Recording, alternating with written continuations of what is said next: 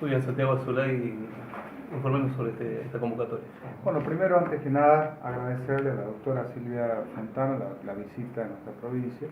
Ella es especialista en la gestión de riesgos de desastres y nada más atinado que esta iniciativa de los chicos de la Fundación CREAR, que invitarla a la doctora a que venga a instruirnos, a que venga a ampliar nuestros horizontes cognitivos sobre este reto.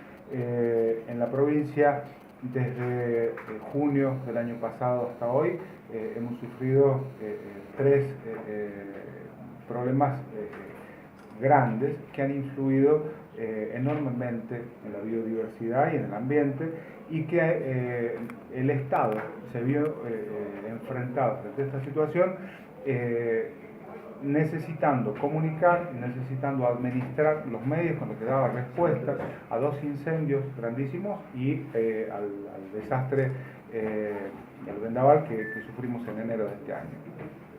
Todas estas cuestiones hacen que sea muy oportuna el conocimiento que nos viene a transmitir la doctora sobre la gestión del Estado y la respuesta estatal frente a estas cuestiones.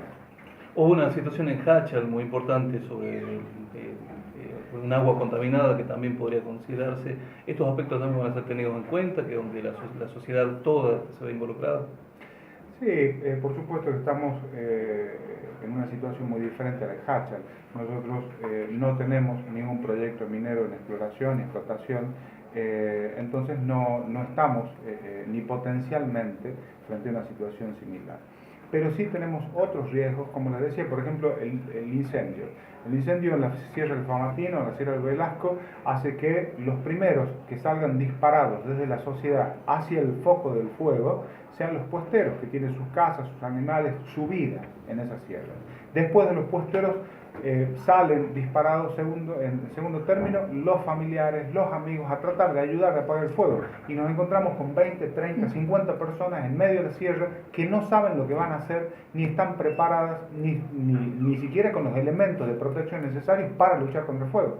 Entonces, esto hace que bomberos voluntarios, defensa civil, tengan el doble, el triple del problema que tenían, porque ya no solamente debemos apagar el fuego, sino que además de eso debemos cuidarle la vida a 50 personas que no sabemos dónde están, no sabemos quiénes son, ni sabemos si están preparados para soportar altas temperaturas. Hay conocimientos básicos que no conoce esta gente, sobre todo en el tema de incendios, y tuvimos un incidente muy grave en el incendio de la Sierra del Famattino.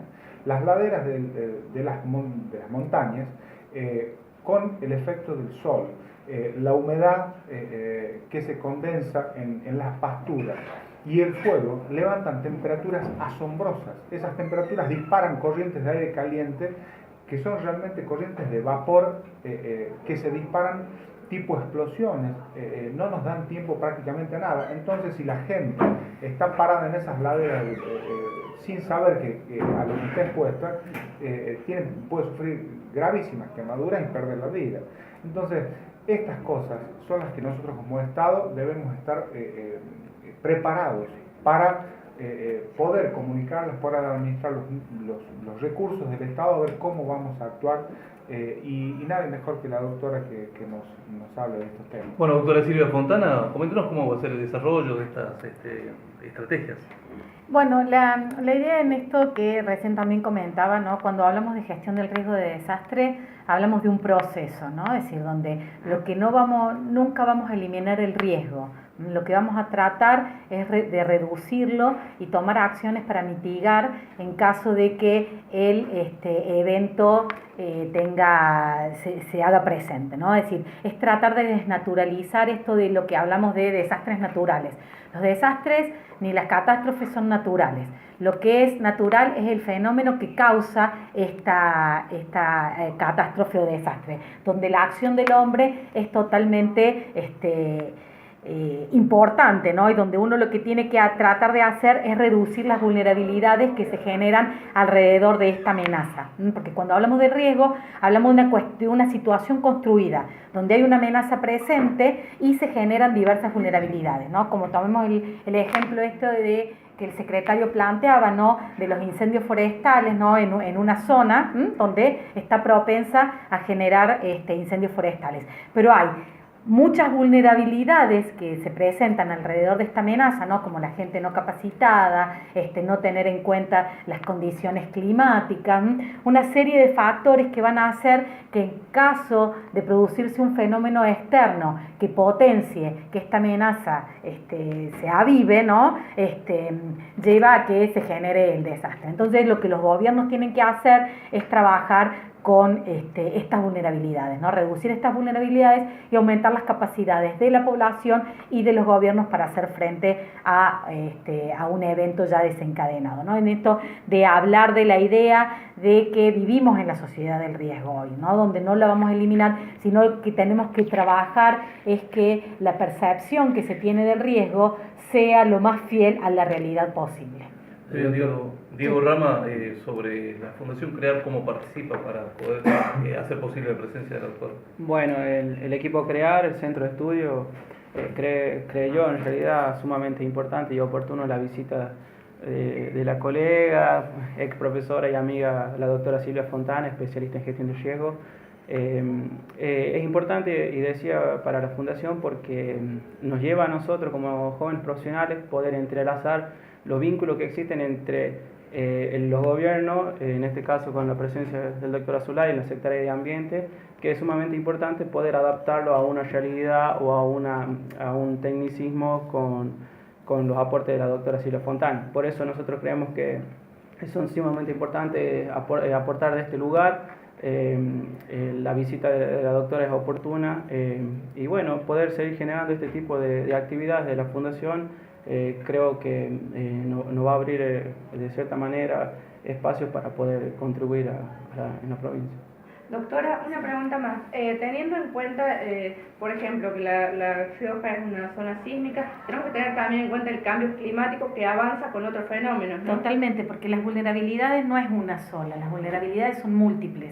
Y lo que uno cuando hace el análisis, ¿no? Para la gestión del riesgo, ve una vulnerabilidad global. Pero los factores que generan una vulnerabilidad, que le generan vulnerabilidades a una amenaza, son múltiples. Pueden ser ambientales, pueden ser institucionales, educativos, culturales, ¿no? Muchas veces, si yo he escuchado muchos gobernantes, sobre todo en zonas sísmicas, decir que la Pachamama reaccionó, ¿no? Es decir, su anclaje cultural hace que vean que es un castigo de la madre naturaleza frente a todo lo que se está sucediendo, ¿no? Y hay muchísimas acciones para hacer para reducir ese riesgo de desastre. Yo les doy un ejemplo nomás, es decir, piensen que Chile, Japón y Haití, los tres tuvieron terremotos de magnitudes semejantes y más o menos en la misma época.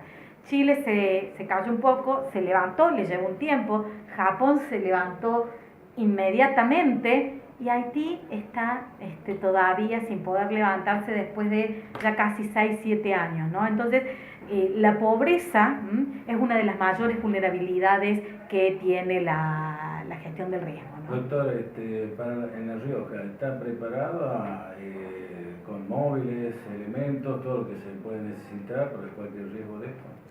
Siempre, frente a una contingencia de gran magnitud, los medios son limitados. Sería fantástico poderte contestar que nos están sobrando los medios técnicos, económicos, humanos, pero no es así. El Estado tiene la dificilísima tarea de administrar recursos escasos frente a necesidades ilimitadas. Entonces, evidentemente, frente a esa administración se van priorizando coyunturas que tienen que ver con la salud, que tienen que ver con la educación, que tienen que ver con cuestiones ambientales. Y dentro de esa priorización, por supuesto que debemos incorporar esta variable para que nuestros cuerpos de bomberos, de defensa civil, para que los cuerpos de las fuerzas de seguridad, policiales, ejército, etcétera, estén todas por lo menos con lo mínimo e indispensable para tener una actuación eficiente y eficaz frente a un riesgo de magnitud. Una sola cosita, si pudiera agregar, tomando lo que dice el secretario, que hay muchas estrategias, porque muchas veces una provincia, y como bien dice el secretario, decir, administra bienes escasos, entonces no puede contar con los aviones hidrantes, con cantidad de camiones de bomberos para hacer frente, ¿no? Porque los escenarios de riesgo son variables, van a depender de las condiciones climáticas, ¿no? De un montón de factores. Pero lo que se hace desde la gestión del riesgo, para que vean que no es una cuestión simplemente de obra, sino que también se hacen los contactos necesarios para pedir ayuda. Entonces, saber que en caso de determinado evento yo puedo contar con la ayuda de determinada provincia, de determinado país, de determinado municipio, que me mande recursos que a mí me hacen falta.